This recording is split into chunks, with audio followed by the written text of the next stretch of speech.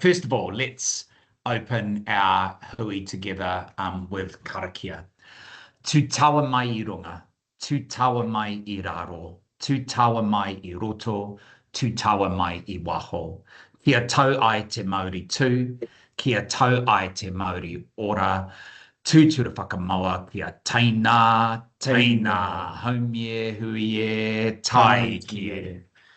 Kia ora koutou again, and welcome to Te Haukori Victoria University and Sport New Zealand's lunchtime seminar series. We're delighted to have you all with us.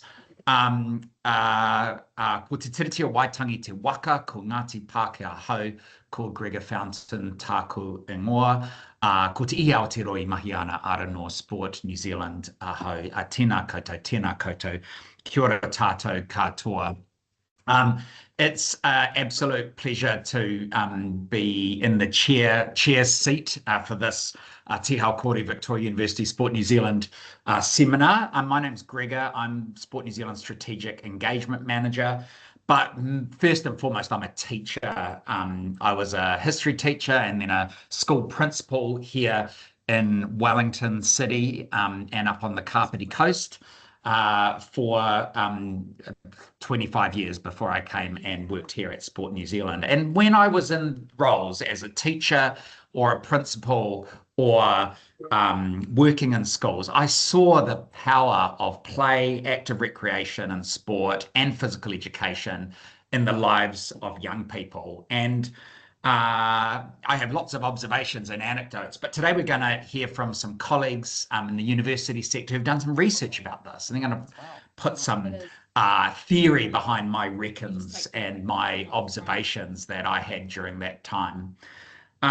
As many of you are, it'd be great if you could introduce yourself in the chat. It's always great to know where you've come from, what your interest might be. So if you work in a council or you work in a regional sports or recreation organisation, or you work in another Crown entity or whatever your interest, maybe a school, that would be great to know where you're from, and please use the chat to do that.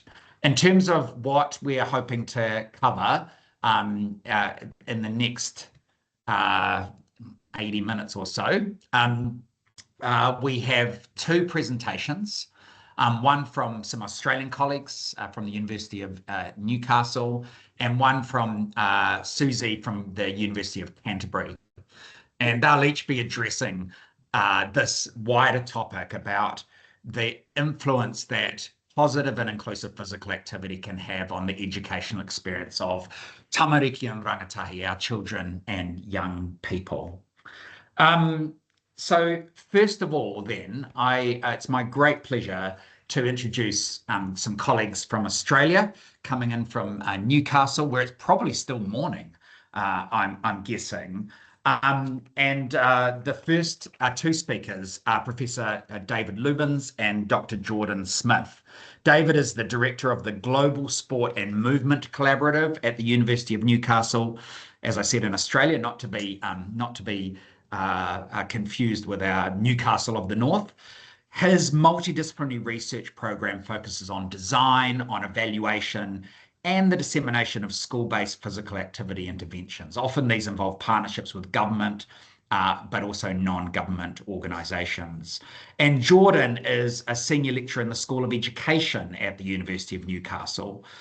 He's the deputy lead of the school's research theme within the Centre for Active Living and Learning, and his research focuses on promoting physical activity in schools to improve the outcomes for adolescents in health and well-being. So for the next 25 minutes, we're going to pass over to David and Jordan to present some of their research to us. If you have any questions or thoughts or comments or links you want to share in the chat, please do so during the time. And if we've got the chance, we'll come back to those and get Jordan and David to address those. But I see that successfully David has taken control of the slides. So well done, David. Our practice worked, and we'll pass over to you and Jordan now for the next part of our seminar.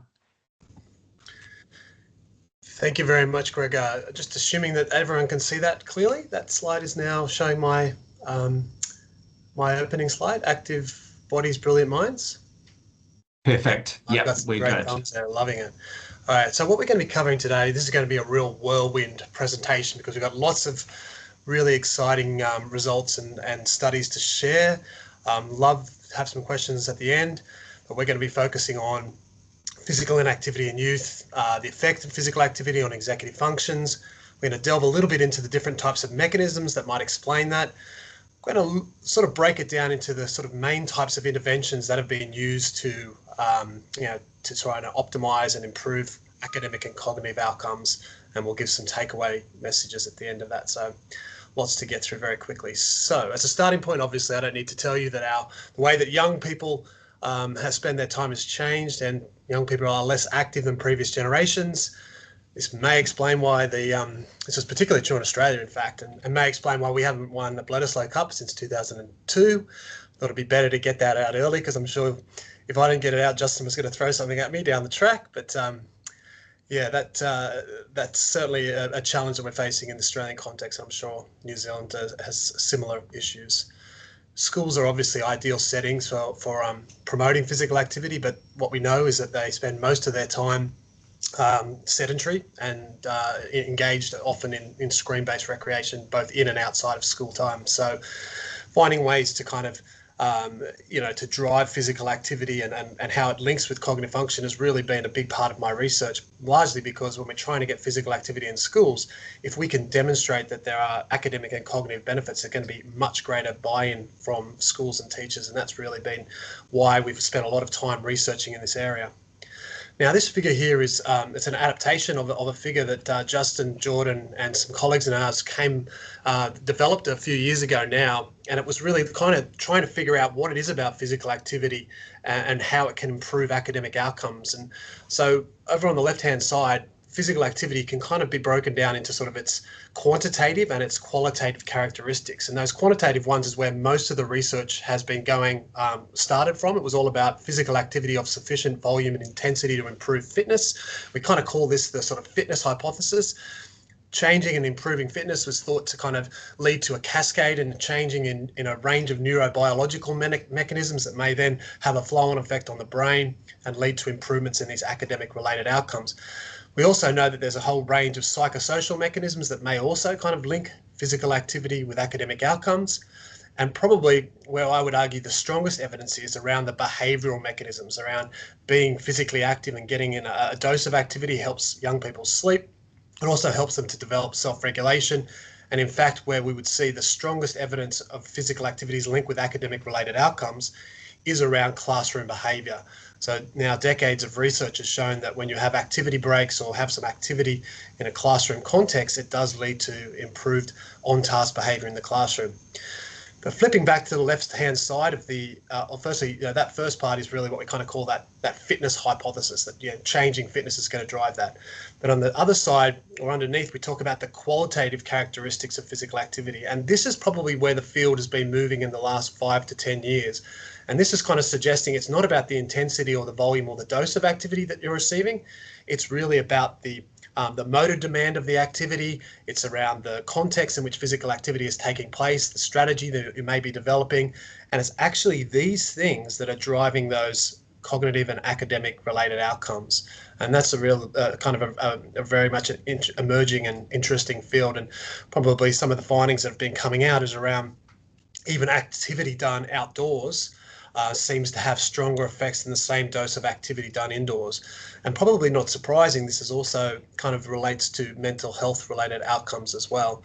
So what we're going to talk a little bit today is around the types of interventions that have been evaluated. We're going to give a summary of what the evidence actually tells us at the moment around, how does physical activity improve executive functions? What's the evidence around intelligence and also around academic achievement? And then we're going to go into some specific studies that have been done. Now, this is probably where most of the research has been done, and that's been around the effects of exercise on executive functions. These are really core skills because they are, they predict success in school and predict success in life in general.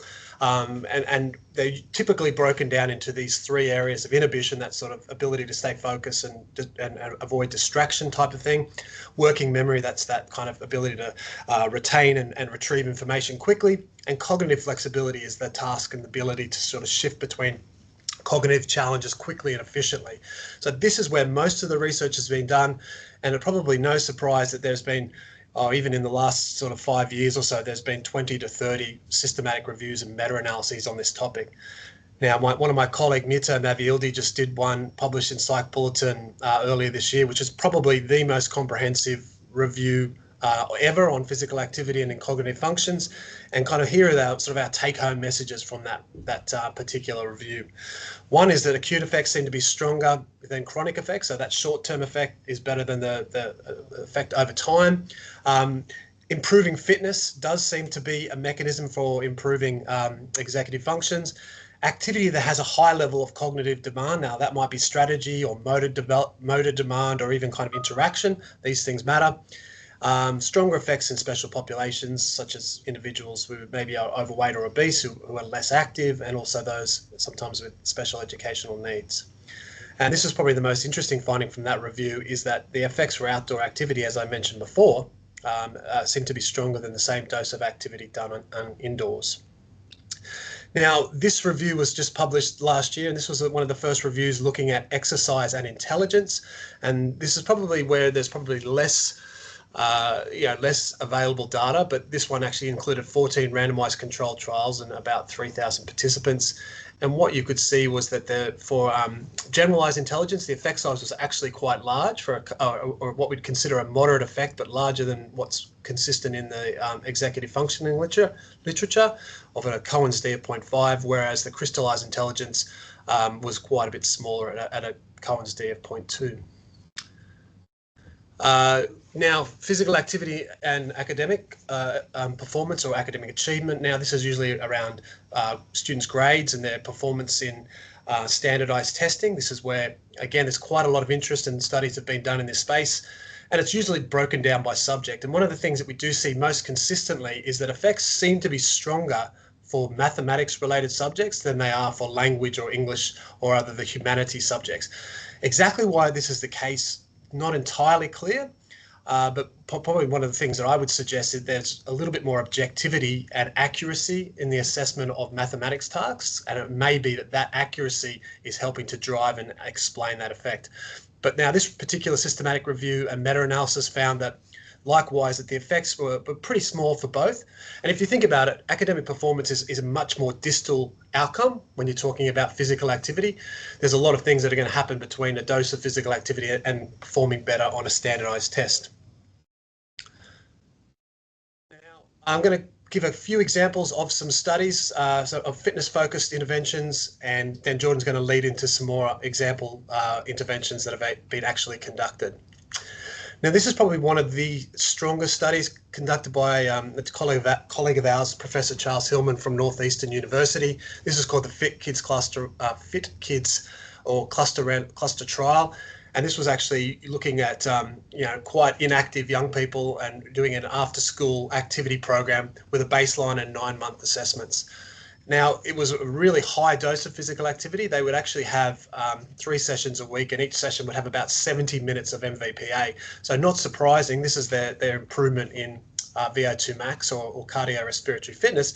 No surprising, this was very much a fitness-driven intervention, even though the physical activity they did was involving activity of some cognitive demand. But quite a notable between-group difference there with a significant improvement. So this is probably one of the studies that has shown some really convincing evidence that improving students' fitness through game-based activities and fitness-related activities leads to improvements in response accuracy for both the flanker task, which is a measure of inhibition, and a switch task, which is a cognitive flexibility measure. So again, these are group by time effects suggesting significant improvements. Now, what they also found, which sort of helps to strengthen these findings, is that the greater the improvement was associated with greater attendance at sessions. So those who received more intervention also performed better at post-test on these cognitive tests. Now, giving you an example of an enhanced physical education type of intervention. So I've kind of broadly organised these into 4 types of interventions. There are other types of physical activity that have been tested, but these are probably the 4 broadest categories that have been examined with most closely. So this was a study led by my colleague Chris Lonsdale from ACU. This was actually quite a large-scale cluster randomised trial focused on improving the quality and quantity of physical education. So what we actually did in this intervention was we provided professional learning for the teachers, and we would give them professional learning that kind of looked to make their students more active, but also enhance their motivation. We looked at their performance using the NAPLAN. So we actually got access to the students' NAPLAN results, which is really important, because this is a very much the marker of academic performance for high school and primary school students in Australia.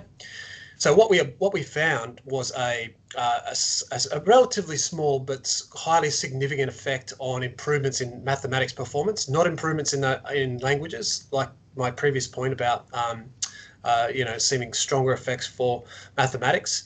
We actually had a range of different potential mediators, including MVPA in PE, behavioural engagement during maths, emotional and cognitive engagement in math.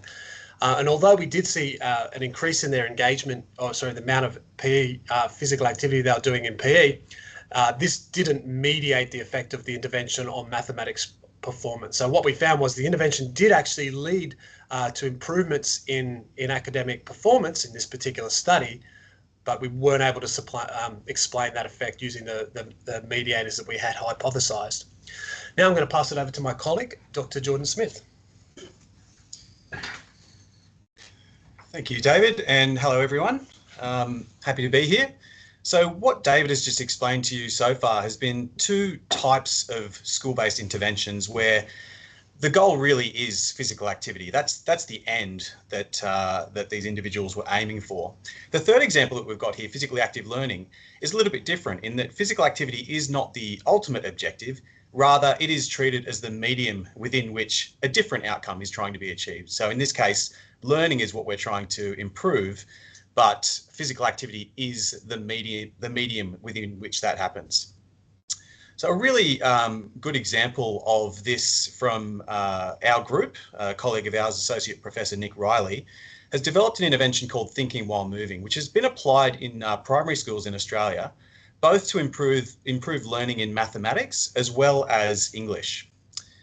And in an evaluation of the Thinking While Moving in English intervention, the researchers looked at a few different outcomes. So the first there was on-task behaviour, which has been described already by David, which was assessed using classroom observations of students during their normal classroom teaching and learning. But then some longer term outcomes were also evaluated, so spelling, punctuation and grammar, because of course, if you're going to deliver classroom content in a different way, you want to make sure that it's at least having no negative impact on performance or learning, but also inhibition and cognitive flexibility, which are 2 of those executive functions that David mentioned previously. So as is really consistent in the literature on classroom-based learning and on-task behaviour, in this particular intervention or this experiment, there was an improvement in the group that received the Thinking While Moving intervention of around about 20%, or just under 20% of lesson time spent on task. And if you just have a look at the amount of on-task behaviour there at baseline, only 30% of student time, learning time, was spent on task prior. So if you can offer a primary school teacher an intervention or a program which can improve their classes on task behaviour from 30 to 50%, I think they'll be pretty interested in that.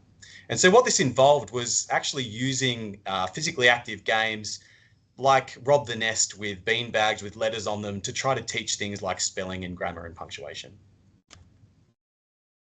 When looking at the outcomes on academic performance, there was no improvement in spelling between the group that got the intervention versus the control. This might on its face seem like a negative finding, but in fact, what we're really trying to establish is that there's no deficit in teaching this content in this alternative way. And so what this is showing is there's really no downside in terms of spelling performance by delivering English content in a physically active way.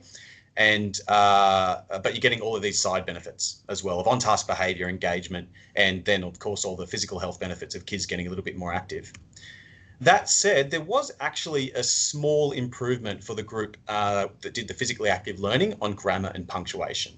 So consistent with the literature, basically kids exchanging lesson time for physical activity does not seem to have any adverse effect on their performance, and maybe even has a slight improvement, if anything. In this particular study, they did not find any effects on those cognitive outcomes. Another interesting area that has emerged a little bit more recently is this idea of embodied learning, where perhaps the way that the physical activity is performed might have important influences on the academic outcomes that are achieved. So this was a study conducted in Switzerland by colleagues of ours, where the goal was to teach students, obviously they were doing language learning, so they were learning different animal names in French, and their mother tongue was Swiss German. And over a 2-week period, students were allocated to either an embodied learning group, a general physical activity group, or just their normal classroom-based learning. So the embodied learning group would receive the word and have to repeat it back, but perform what they called a task-relevant action. So if they were learning the animal name in French for kangaroo, they would be doing a kangaroo jump as they repeated that word in French back to their teacher. The physical activity group would also do the same thing, except they would perform an irrelevant action. So they might just be running on the spot, not actually performing an action that's linked to the word that they're trying to learn. And then the third group was just doing as they normally would, sitting at their desks and repeating that word. Interestingly, what they found was both the physical activity and the embodied learning groups had improved recall of the names of those animals in their alternative language, relative to the group that just did their normal language learning, as you would typically see it in a classroom. There was no significant difference between the embodied learning group and the normal physical activity group, but as you can see from the graph there on the left, there was actually a slightly higher score for those in the embodied learning group. So this is just an emerging area where some interesting research is starting to come out. The last type of intervention that I'll describe now are classroom activity breaks. So these are a type of physical activity intervention. They're really, really popular in primary schools in Australia, and I'm sure maybe in New Zealand as well, that involve just taking a break from lesson time and doing a quick bit of movement just to break things up and do something a little bit different. We applied this to the high school context in a program called Burn to Learn, which was intended to improve physical activity behaviour and reduce stress in older adolescents, so students in their final years of schooling. So the background to this, and I'm sure this is very much the same in New Zealand, physical activity declines dramatically throughout adolescence, and around about 8% of senior high school students actually satisfy current physical activity guidelines. Older adolescents, obviously, when they've got academic outcomes that are highly salient and upcoming exams are very time poor, they're spending a lot of time on study, maybe they're dropping out of sport and other extracurricular physical activity pursuits, and they're also highly stressed. So this is a period within which stress and related mental ill health really peaks. So we need time efficient solutions that can both get physical activity in a way that doesn't require much time, but also might be effective for dealing with stress. So I'm going to take a very quick detour here and just explain how we think physical activity might benefit stress. So back in the mid-90s, Sothmann and colleagues proposed what they called the cross-stressor adaptation hypothesis, which is a mouthful. But the general idea is that the physical beneficial stress of exercise, if performed routinely, actually trains the body to deal with other stressful situations, like maybe school exams. So we have exposure to a stressor. Imagine we've got our major end of school exam. That's going to be quite anxiety provoking for a lot of students. That will lead to an activation of the physiological stress response. So the sympathetic nervous system and the HPA axis, which is responsible for producing the hormones like cortisol that are involved in the stress response. The idea of this theory is that those that have done more physical activity routinely, whilst they will still have a stress response, it will be blunted relative to someone that has not been active. So the increases in blood pressure, heart rate, cortisol secretion, and then negative mood or negative affect that are typically experienced when the stress response is activated would not be quite as severe for those who have been physically active. If we take a closer look at a specific aspect of the stress response, so cortisol, most of you know this is the stress hormone, what we might see for someone that is active, which if you look at the dashed line there, versus a sedentary person, is either that the cortisol that is released by the body might not peak as highly, and or maybe they would recover back to normal baseline levels a little bit quicker. But ultimately what that's achieving is lower overall exposure to cortisol within the body, and then the negative effects that can have.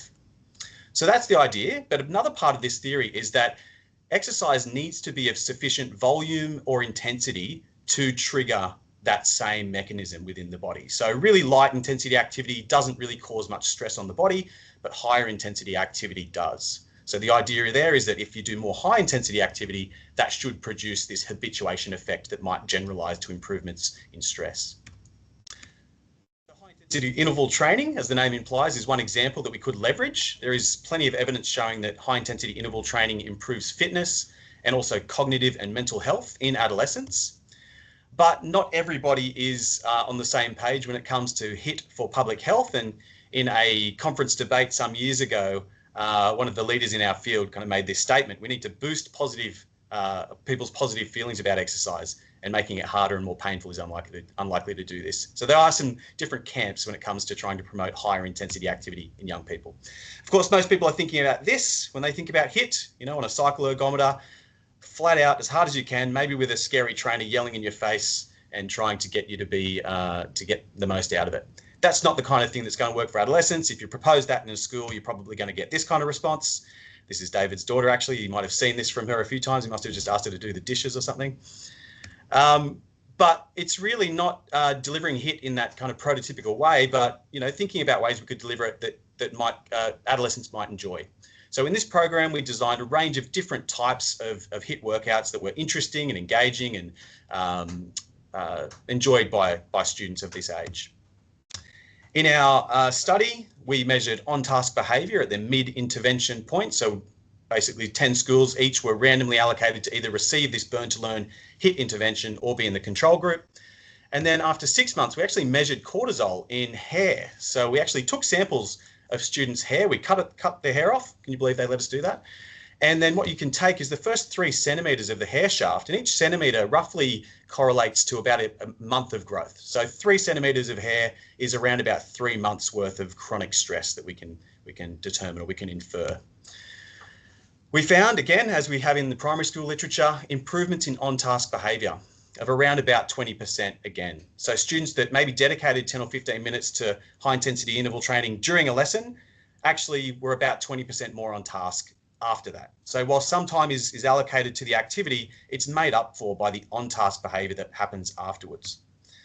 Also, we found opposite effects for each group when it came to changes in their hair cortisol concentrations, with those in the program on average reducing chronic stress and those in the control condition increasing chronic stress over time.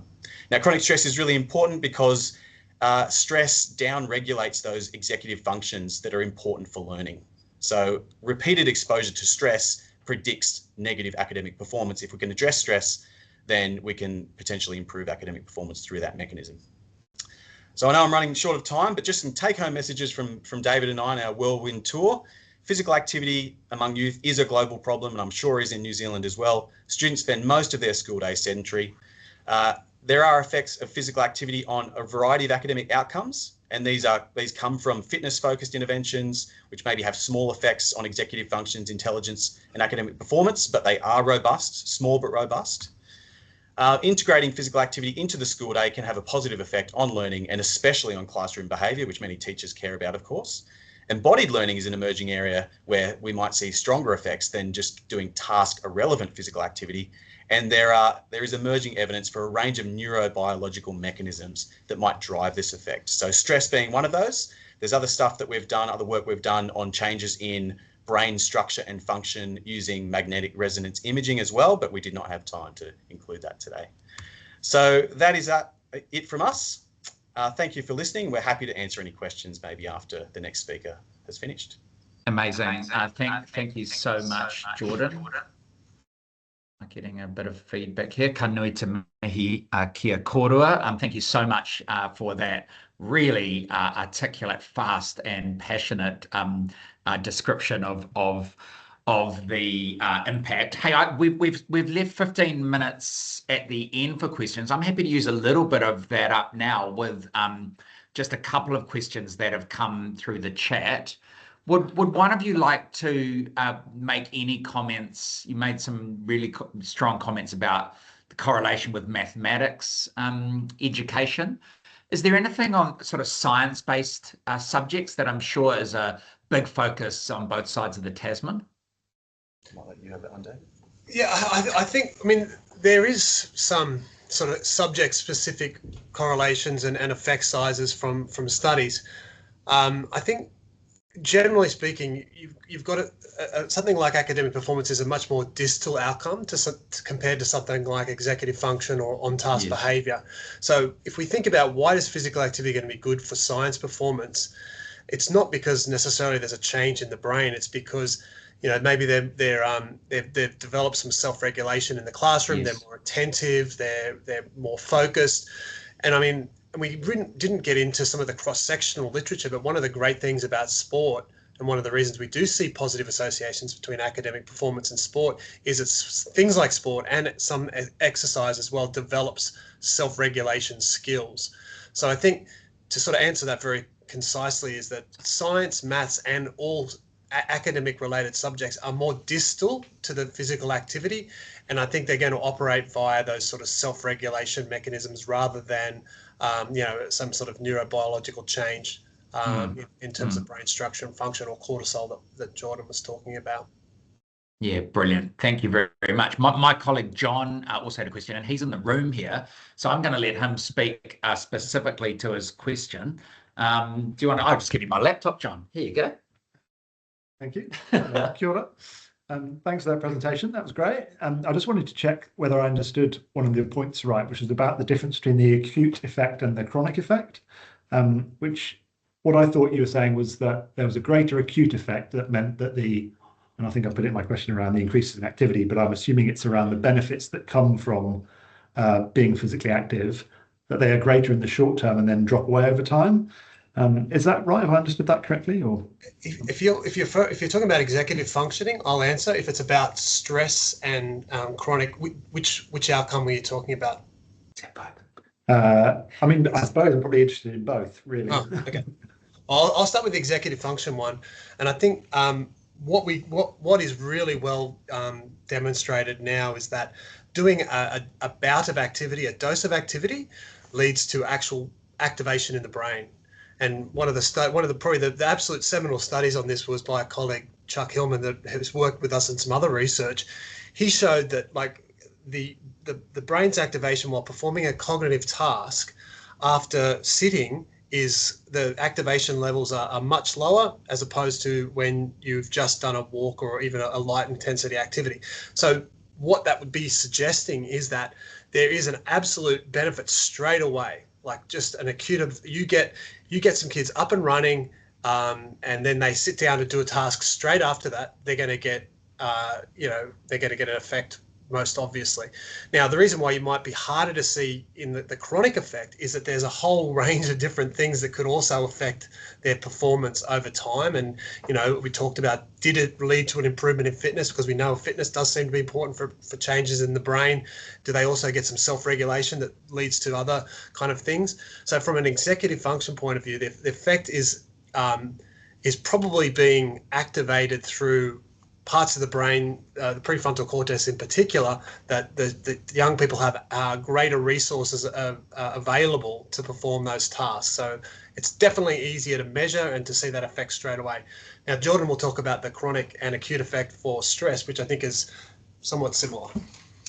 Yeah, so absolutely there are immediate effects of a single bout of physical activity on stress. And so there's research by a colleague of ours from University of British Columbia that's shown that quite robustly.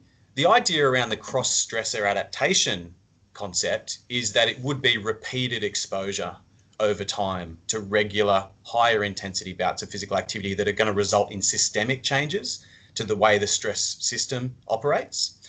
So the evidence definitely supports both an acute and a chronic effect for stress, but the extent to which it's going to prepare someone for a really high impact stressful event like their end of school exams is probably best through repeated exposure over time.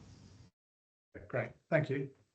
Thank you so much. Interestingly, I was at an athletics event last night. It was an adult athletics event, but it was full of adolescents in the middle of exams, clearly wanting a break from study. So, and it was nice to chat to some of them about their exams and how this was a good reset for them. So it feels like instinctively they know this. I think some do, Gregor. I think some do. My son is just finished on last Friday, his high school certificate, and he's had it drilled into him so long, for so many years, about why it's important. And he was very good at getting exercise. He'd do surfing, he'd go to the gym, and he knew that his brain worked best. He slept better, and that's a mechanism we haven't really spoken about. I guess one thing on that mechanism kind of angle is that they're not kind of either or mechanisms. There's probably a whole kind of overlapping mechanistic issue going on. So sometimes it's hard to kind of absolutely measure and detail what those all are and what's the contribution of each one. But there's probably a good case to be made for multiple mechanisms at play at the same time. Maybe if I could just speak to that last point too, Gregor.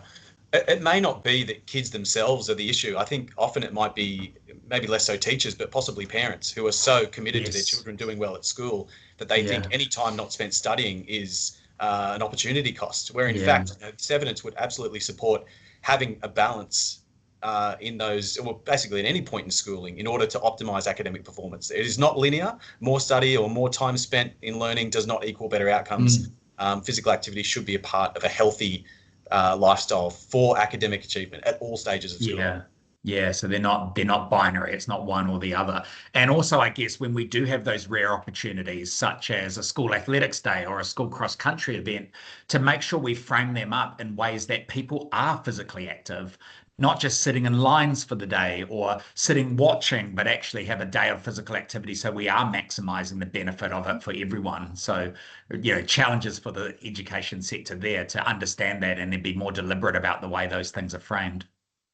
And that's probably what we talk about when we talk about enhanced physical education. Because if we think about physical education as being a really important source of or an important opportunity for young people to be active, if it's not optimized, if, as you just described, there's a lot of waiting around, there's not a great kind of motivational climate, and all of these things that we know contribute to greater academic outcomes. I mean, they're not just these quality physical education is not going to contribute to greater academic outcome. It's going to have greater mental health benefits. It's going to have greater fitness benefits and social benefits as well. So much of this is overlapping, but we've really found that being able to kind of provide evidence and actually conduct research that is building evidence for why physical activity should be in schools, it really has, in the Australian context, been a real driver to implement interventions that we've developed, and that a lot of this work has been done in partnership with the Department of Education in New South Wales, because they really do get they understand the challenges, and they want to give schools a reason to do this. Amazing. Thank you so much, both of you. It'd be great if you could stay on the call in case there's any sort of common themes after Susie presents that we could potentially bring together. So with that in mind, it's a pleasure to introduce my friend, Associate Professor Susie Smith, from the University of Canterbury. Susie is the Associate Professor and the Head of School Curriculum, Pedagogy and Assessment at the University of Canterbury, as I've said. She has 20 years experience in teaching, research, and leadership in physical education, child movement and wellbeing. She's a nationally and internationally recognised academic who's been consulted on the physical education curriculum. And in her spare time, she's also the president of Physical Education New Zealand. So Susie, delighted to have you on the call, and thanks so much for joining us. We'll get you to take control and we will pass things over to you. Amazing. Kia ora, Gregor. Thank you very much for that lovely introduction. I'll try and live up to those expectations. And nau mai haere mai, ki tēnei kōrero. Welcome everybody to my kōrero. It's going to be a real pleasure to build on what Jordan and David have already alluded to. And any moment my presentation will come up, but I'm doing a fabulous job buffering until I can take over control and I can How's take that? command Have of- they appeared, Susie? take command of my slides. Yes, but I'm There you going to have go. to go through them That's right. the fastest possible because I don't think I have control to start from my point. Hang on, actually I might be able to do this a little bit quicker if I go from there. Oh, there you go. Amazing. Look at that. I'm all over it. Right, I'm going to go straight into it. I'm based down here at University of Canterbury, and as Gregor said, I also wear another hat, Te Ao Kore Aotearoa, which is Physical Education New Zealand. And look, I'm going to provide a slightly different but a very complementary presentation around education and schooling systems. And I come from a New Zealand perspective, but also cross this biophysical and sociocultural domain where there's large factors of sociology and philosophy that kind of enter into my discussion and positioning. And so when I think about movement in schools, I think about these three sorts of places that work really well together, but are distinct. And it's important, I guess, in terms of positioning of researchers, when we're thinking about an educational site, it's an incredibly complex site. There are a lot of interwoven domains and parts. We have preconceptions and experiences of teachers. We have dispositions of leadership. We have political challenges in curriculum and policy. And so it's a real beautiful place. It's a site for learning, but it can be quite a contentious spot too, where sometimes our positions and our takes on physical activity or physical education or sport, they sometimes work very, very well together. They sometimes work against one another. And so my presentation is having a look at the ways that we can work really closely and align some of these practices. Currently in New Zealand, we've got a bit of a changing tide for curriculum, and physical activity in schools really relies on the most opportunity we have to be able to engage in relevant and meaningful movement experiences. So we are seeing a real change around curriculum, and I wanted to draw your attention to some of the things some of the things that are important when we take different stands or perspectives. So in an educational environment, we can have very different views of what we see the good of physical activity or physical education or sport being. If we're thinking about the instrumental point of view, we're thinking about it's useful for, right? So it is something that can be used for something else. So we know that there's some research around risk and we know around our reaction time and our ability to make decisions. We know about physical activity for leadership and moral and ethical development. If we solely look from that perspective, then what we do is we say physical activity or physical education or sport is useful for this one thing or for these things. And the flip side of that is that there's an intrinsic position where we see it being good in and of itself. So what we'd ideally see in an educational concept, in an educational context, is we'd have a balance between the two of these things, right? So we're saying, hey, physical activity is really useful in an educational site for these instrumental and behavioural components, but also there's a real chance here for these social cultural elements to grow. Things like somebody forming identity, the enjoyment, the fun, the moving for an embodied nature of movement, and for being culturally aware, maintaining cultural identity, and really thinking about the abilities and capabilities that one would have. Now, if we have a look, and I really appreciate some of the comments around shorter term and longer term in terms of when we do an intervention or have a look at interventions, and the school site, we have different ways of approaching why physical activity is really good for cognitive development, and we've got really two different positions. So one is more around that short-term fix, like we can get them to move and then they're going to come into my classroom and they're going to be settled and then I can get them to learn stuff. Or on the flip side, an intrinsic point of view is going, okay, the stuff that I want them to learn is the most important part because they're going to apply that and be able to take that into their wider career or life. So we've got this balance in these educational contexts where we're thinking about both of these sorts of things. When it comes to curriculum or it comes to policy, if we rely heavily on some sort of prescription or syllabus type informative, this is what we do and this is what we get, then what we'll do is we'll probably get people that have a lot of knowledge around a particular point, but perhaps when they move and grow throughout their life and we look at the long-term effects of their life and their long-term engagement, perhaps that meaning wasn't there or their ability to question or retrain or have a look at that new up-and-coming research that has just been produced. Perhaps their ability to grow and develop might have been fraught or might have been held back if they weren't able to problematize or be critical or inquire about different ways of working with their perceptions to movement.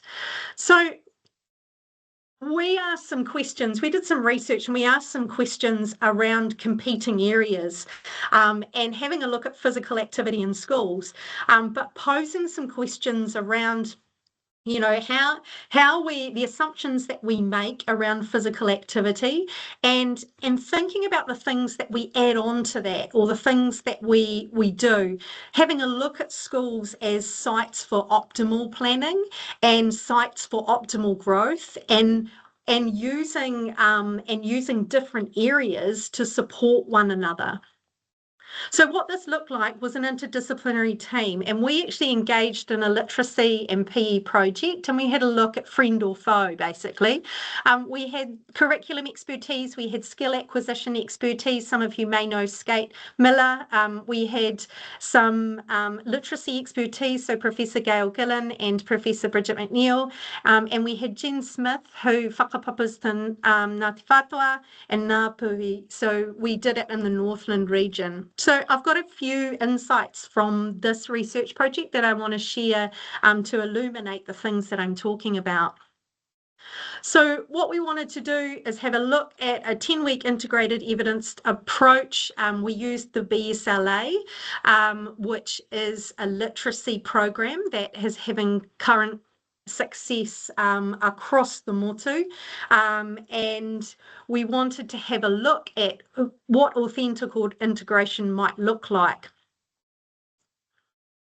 So we formed the team. We also worked with some local partners as well. So Sport Northland were in this from the start, and it was really lovely to have Sport Northland there. We thought connecting to Northland was really, really important. And so we had local iwi connections as well on the ground.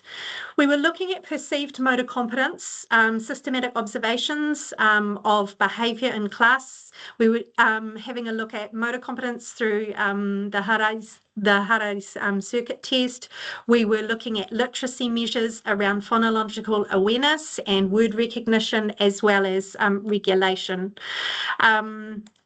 So where we are at, we have an article currently in draft form, but I thought I would share some of the findings with you today, which have been really quite cool.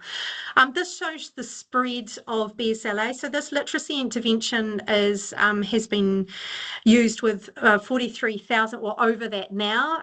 And where we were in Northland, participants in the BSLA study, there was over 2,000, and we were working with 5 primary schools. So our sites were across 5 and we had about 120 students. What we did is we designed some lesson plans, and those lesson plans had 4 to 5 or 7 to 8 minute activities for teachers to choose from. Pedagogical autonomy was really important for us, so teacher choice around what that looked like. We incorporated expressive vocab words, and each week they were learnt through movement. We had activities that were scaffolded, so pedagogical spiralling and progression that aligned with curriculum. We limited the use of competition, and we focused on individual and group challenges. And what we did too is we also shaped for skill acquisition. So one activity per week was shaped around a jumping and landing focus, tracking, interception element, ball element, and an aquatic activity.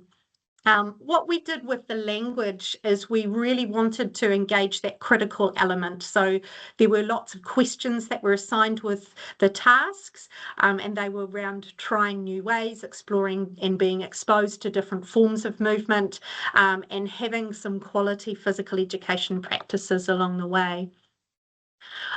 What it looked like is, so we had books, and those books had been chosen by Jen, who had worked with iwi around what stories and cultural narratives would be appropriate for Northland, and it was really cool. So we did these lessons, and in the lessons we provided lots of different chances for teachers to choose what was right for their learners, but all of the setup was based around a story or a narrative. Some of the local iwi knowledge was included in the lesson plan, and general matauranga Māori as well. We also had some prompts around what the skill looks like, but the cool thing is that we also covered across, this is really small, but we also covered across the entire curriculum in 10 weeks. So what we wanted to do here was we wanted to showcase that motor competence didn't need to come at the expense of other wider, broader curriculum outcomes that are focused on children learning what they need to learn for future. So in here there are relational aspects, there are community-centred and community, so we've got that socio-ecological perspective. They were also prioritised in the lesson planning. So all lesson plans centred on a full curriculum spread. So what did we find? In our systematic observation, we were looking at off-task behaviour, we were looking at the number of teacher-child interactions. What I'll do is I'll just cut to the chase. One of the most important findings that we found. So we found that there were an increase in teacher-child interactions about academic tasks. So what this means is it means that they weren't necessarily on task, or they weren't necessarily not engaging with others in the classroom or quieter, but from what we could find, post-PE, their interactions about academic tasks, so not necessarily just procedural work or asking questions, but actually academically engaged, increased. So that was a really cool and positive finding for us.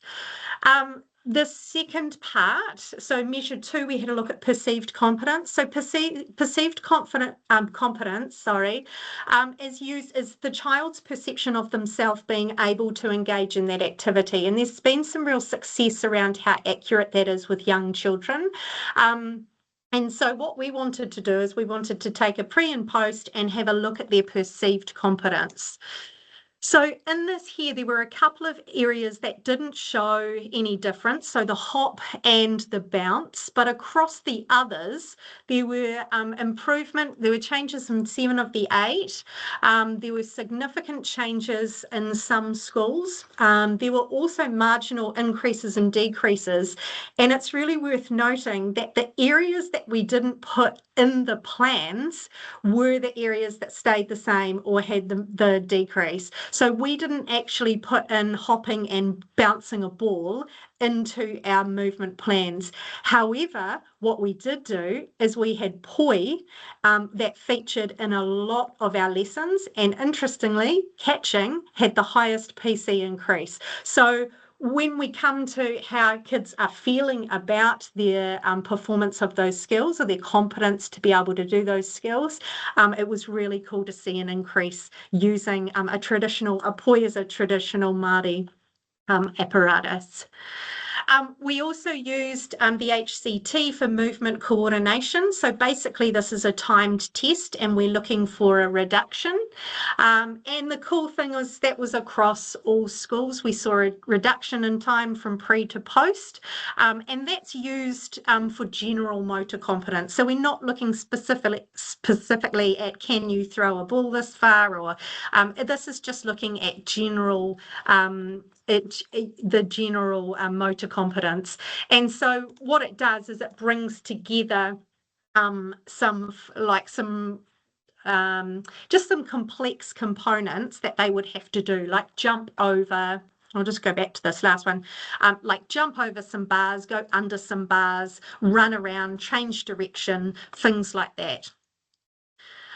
In terms of the Better Start literacy approach, I haven't included all of the specific measures here, but they are in depth and they relate across vocab learning, phonological awareness, morphology. So they are really intense, and I can provide some links for people if they're keen to see that. But what we'd like to draw attention to here is we'd like to draw attention to the fact that that we saw significantly higher results across all tasks between the group that had been doing it just regularly by itself, the BSLA program, and the one where we had the physical education intervention. So those results are incredibly promising. Just go back there, some of the themes from the qualitative data.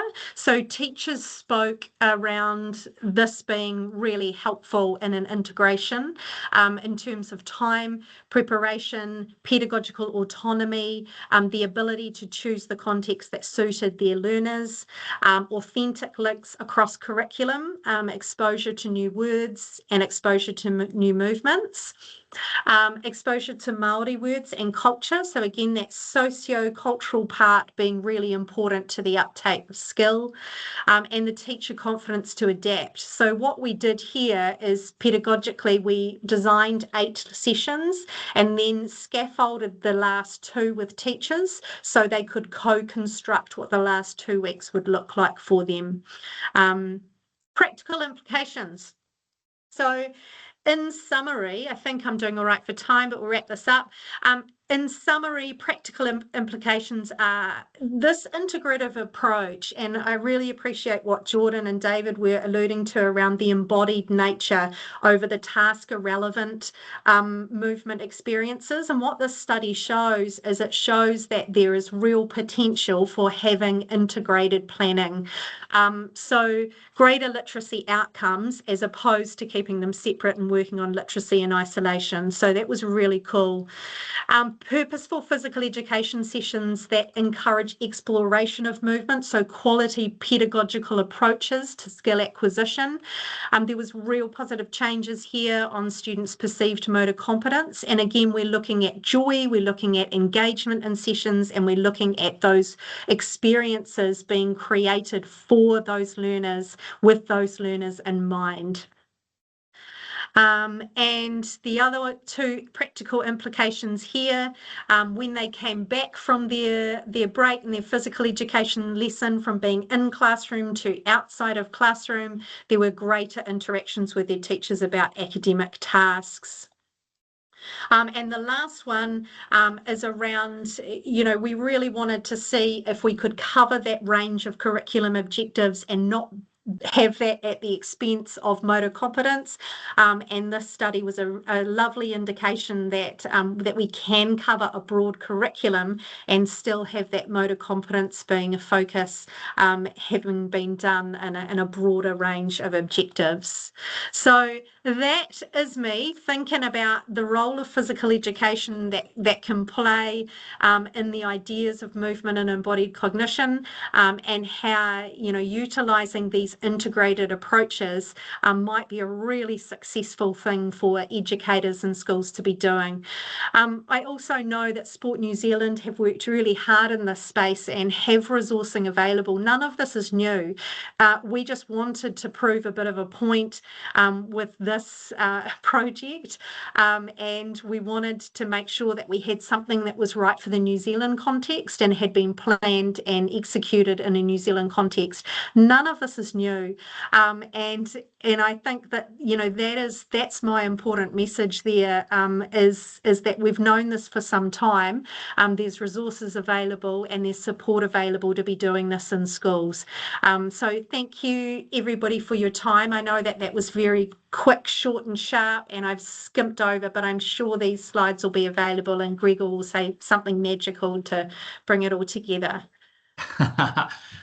Well, actually, Susie, thank you so much. So wonderful to hear about the power of being deliberate in planning and the power of prioritizing this stuff. And it seems to me that sometimes, and I'm a secondary school teacher, so the timetable sort of gets determined, right, when it is. But it seems to me that sometimes in primary schools, maybe intermediate schools, sometimes PE or the physical activity component is sometimes used as a bit of a reward at the end of the day. And it seemed, and I guess what this research and the presentation that we had from David and Jordan as well really reminds me that actually teachers and schools being really deliberate about making the most of the timing of this. If it's leading to such positive connections between teachers and students, and it's also leading to it's just be wasted at the end of the day. Any thoughts or comments? Yeah, I completely agree, Gregor. And when we first worked with teachers, their first question was, how do we do this? Because we have a chunk for literacy in the morning. And how are we going to do that? Because PE is in the afternoon and we do it at 2:30. And so there's this real preconceived idea of these chunking, and I totally get it. It's a complex environment in a primary space. But by planning for stackable moments of physical education where we could do 5 to 6, 7 to 8, and we had these purposeful stackable sessions, what it meant is they often could just go, yeah, actually I can get outside for 5 minutes here, I've got the room in my program, and then I can do this 7 minutes here, or actually I can stack 3 together. And it was a beautiful way of just acknowledging the complexity of time and the complexity of teaching crossing over into different syndicates, working with different areas or teams, and still finding space for that, and not seeing literacy and PE as two ends of the curriculum, like two different, it's like a dichotomy, right? We didn't want that. Yeah, absolutely. Yeah. I wondered whether David and Jordan had any comments or questions for you, Susie, but I also want to give an opportunity for other people that are on this call to ask questions either through the chat or even more if you're brave enough in person to have a question or a reflection. So I'll just be quiet for a second and allow that to happen.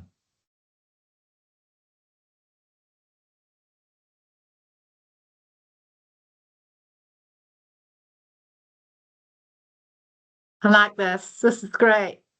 Yeah.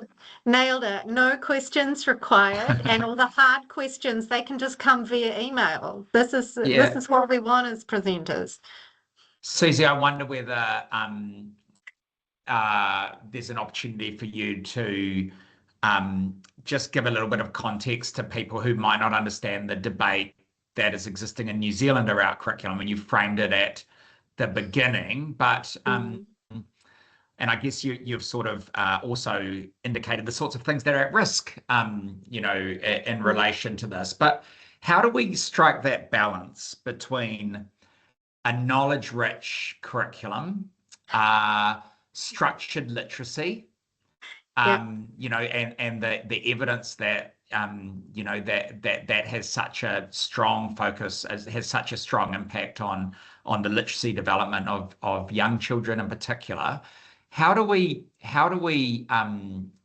honor the structured literacy approaches, the structured mathematics approaches that our government believes in, and also the power of a knowledge-rich curriculum how do we get the balance between that and the autonomy that you're talking about that leads to the flexibility that teachers and schools have got to do the sorts of things they want to do within physical education? Yeah, that's an excellent question, Gregor. Oh, thank you. And a little bit challenging, but I'm up for the challenge. I think we can absolutely have knowledge rich, but whose knowledge is a question that I'd be asking consistently throughout the process. And if we base it upon a theory that somehow knowledge is static, then what we do is we risk that creative and the ability for children to be creative, to ask questions, to ideate, to really go outside of the square and have freedom in these spaces. We also risk being incredibly exclusive.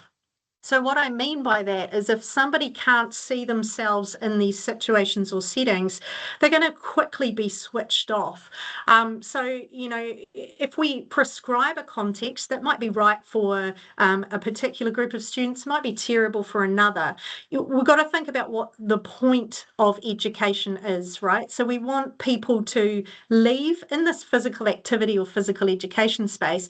We want them to leave here knowing the contributions that being physically active actually have for our lives, for us to flourish as humans. But we also want them to be conscious consumers, right? We don't want them to just accept something as fact, because what if that fact changes? That fact might change in a couple of years, and if they still carry that fact to heart, for goodness sake, like, what have we done? We've set them up to fail. So I think there is absolute scope to have some really detailed and rich evidence-based science in a curriculum. I think that that's paramount. That's really important.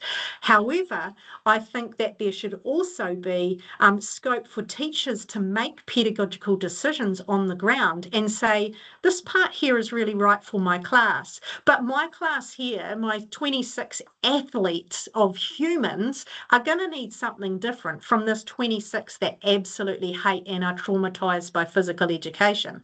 So a teacher needs the autonomy to make those decisions every day. And that's why they are trained to be able to do that. So having a one size fits all, I think, is probably the worst thing we can do. That's a personal stance. But I don't think that means that we can't have evidence and science coming through, but we just need to be really careful about that, how that happens. I think we need a balance of both, and I think it's very achievable. Thank you, Susie. David and Jordan, maybe to finish, are there any lessons from New South Wales or other Australian states that, about the actual school curriculum that we should be cognizant of here in New Zealand as we review our curriculum? And is there any learning there about the formal curriculum to enable the sorts of things that you've all described today? I think in Australia, and this may be the same in New Zealand as well, there is an emphasis and an appreciation of physical literacy as being, the core outcome of interest for physical education. It's not just about skills alone or physical activity participation itself. It's about promoting a sense of competence, motivation, knowledge that will serve young people for a lifetime of physical activity and not just serve the short-term interests of a child. So we are certainly trying to contribute to reform in schools around the promotion of lifelong physical activities above and beyond traditional contemporary sports and games that have dominated PE and physical activity in schools for, since its inception, because we believe that schools need to be preparing kids for a lifetime of physical activity, not just the next year of physical activity. So there's maybe one comment I'll say, and David, if there's anything to add. Two things, I guess. One, I've kind of been involved in a few different curriculum reviews, most recently this year on the South Australian Curriculum Review.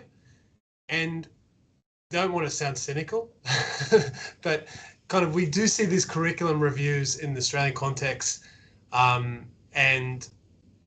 kind of you get a new curriculum and it doesn't actually lead to great changes in the way what happens in schools. That's probably one thing. I think being mindful around, if you are going to changing the curriculum, then really thinking about how do you support the implementation of that change and kind of and the pedagogy of that change as well, not just the content itself.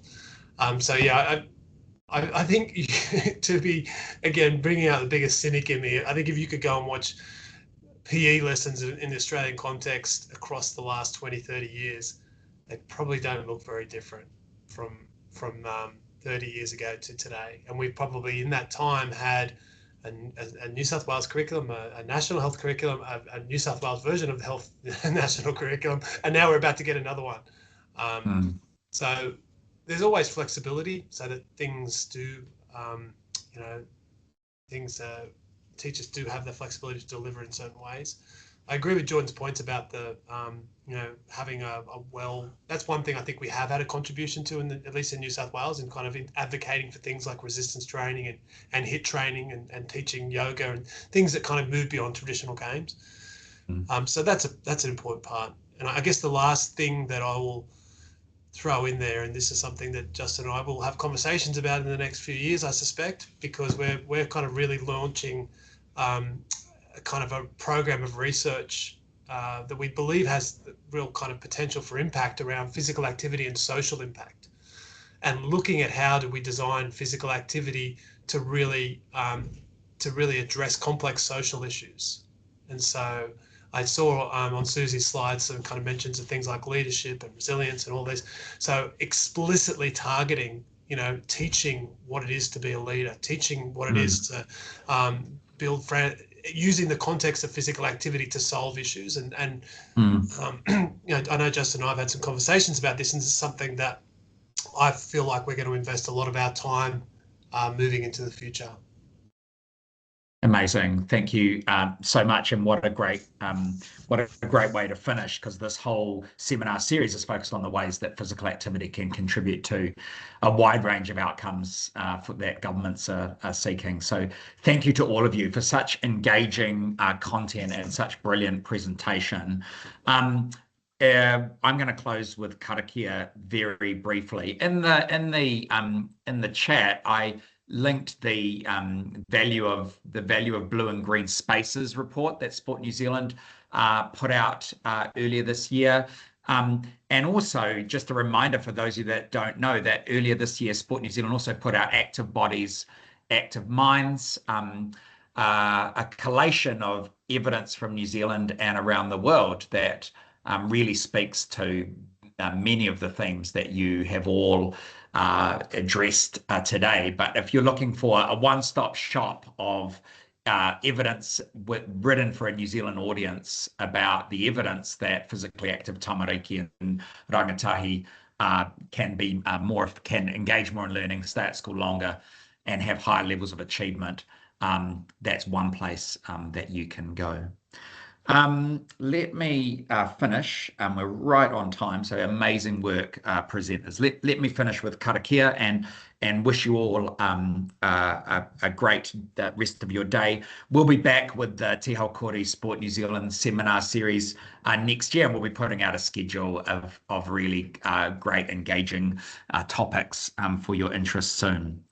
Thanks so much for your time. Close with karakia.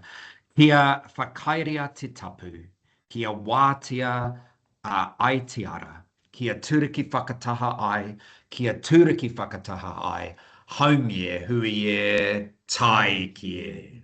Take care, everybody.